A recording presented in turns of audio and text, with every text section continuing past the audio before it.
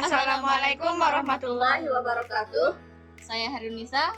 Saya Nisa Fitriana. Saya Siti Sulfiani Anjani. Kami akan menjelaskan aplikasi sel volta. Sel volta. Sel volta adalah sel elektrokimia yang menghasilkan arus listrik. Sel volta ini ditemukan oleh dua orang ahli berkebangsaan Italia. Mereka berdua adalah Alessandro Giuseppe Volta dan Luigini Galvani. Sel volta terdiri dari anoda yang bermuatan negatif dan katoda yang bermuatan positif. Pada anoda terjadi proses oksidasi. Oksidasi adalah pelepasan elektron, sedangkan pada katodanya terjadi proses reduksi. Reduksi adalah penangkapan elektron. Sel volta banyak sekali digunakan pada kehidupan sehari-hari. Sel volta dibagi menjadi 3 bagian, yaitu sel volta primer, sel volta sekunder, sel volta bahan bakar.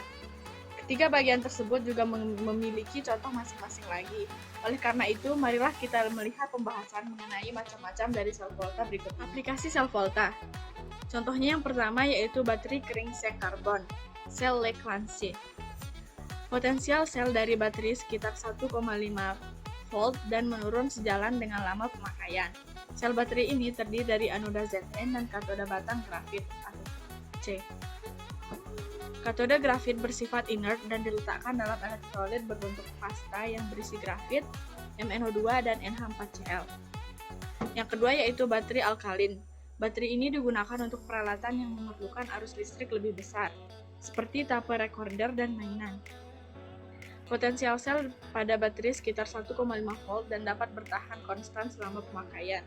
Sel baterai alkalin terdiri dari anoda Zn dan katoda inert, grafit. Sesuai namanya, reaksi redoks dalam baterai alkalin berlangsung dalam suasana basah. Elektrolitnya adalah KOH.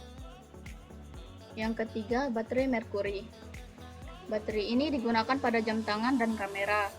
Potensial sel baterai adalah 1,34 volt dan dapat bertahan konstan selama pemakaian. Sel baterai merkuri terdiri dari anoda Zn serta katoda HgO dan karbon.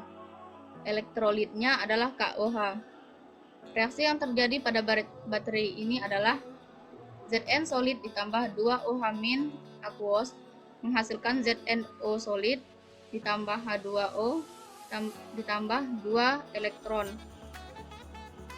Kemudian HgO solid ditambah H2O ditambah 2 elektron menghasilkan Hg liquid ditambah 2OH- aqueous. Reaksi dari keseluruhan atau disebut reaksi bersih adalah Zn solid ditambah HgO solid menghasilkan ZnO solid ditambah Hg liquid. Yang keempat, baterai perak oksida. Baterai ini digunakan pada jam tangan, kamera, dan kalkulator. Umumnya panjang karena arus yang dikeluarkan cukup kecil. Potensi sel dari baterai sekitar 1,5 volt dan dapat bertahan secara konstan selama pemakaian. Sel dari baterai perak oksida terdiri dari anoda Zn dan katoda Ag2O dengan elektrolit KOH. Reaksi yang terjadi adalah Zn solid ditambah 2OH- aqueous menghasilkan ZnOH2 solid ditambah 2 elektron dan Ag2O solid ditambah H2O ditambah 2 elektron menghasilkan 2 Ag solid ditambah 2 OH- aqueous. Yang kelima, baterai lithium ionel klorida. Baterai Li atau SOCl2 berukuran kecil. Bentuknya dapat berupa silinder atau cakram. Penggunaannya antara lain untuk backup memori pada kamera, remote control, dan lampu darurat.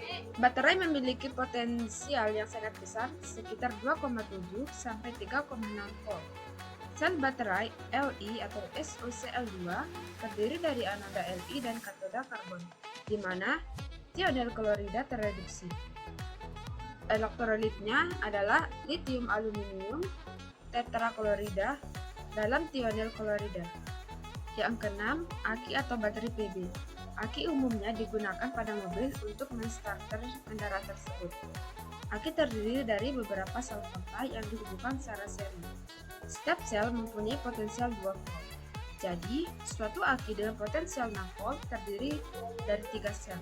Suatu aki terdiri dari anoda Pb dan katoda PbO2 dengan elektrolit H2SO4. Anoda dan katoda yang berbentuk pelat menambah luas permukaan elektrode sehingga dapat memperbesar arus. Yang ketujuh, baterai NiMH. Baterai NiMH banyak digunakan pada laptop, telepon seluler, camcorder, dan kamera digital.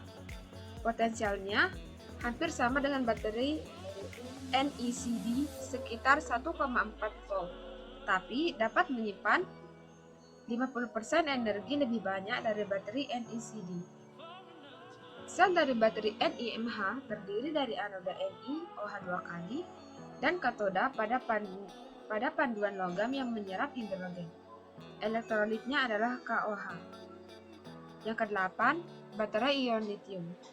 Baterai ion litium sangat ringan sehingga cocok untuk alat elektronik portable seperti laptop, telepon seluler, dan camcorder.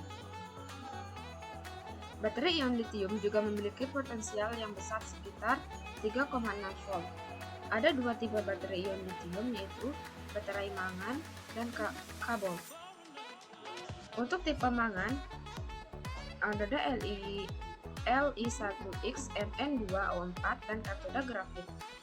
Baterai ini mempunyai umur lebih panjang daripada NiMH dan dapat dilihat dari densitas cahayanya yang tinggi, 710 Wh per kilogram dibanding 60-80 Wh per kilogram pada NiMH.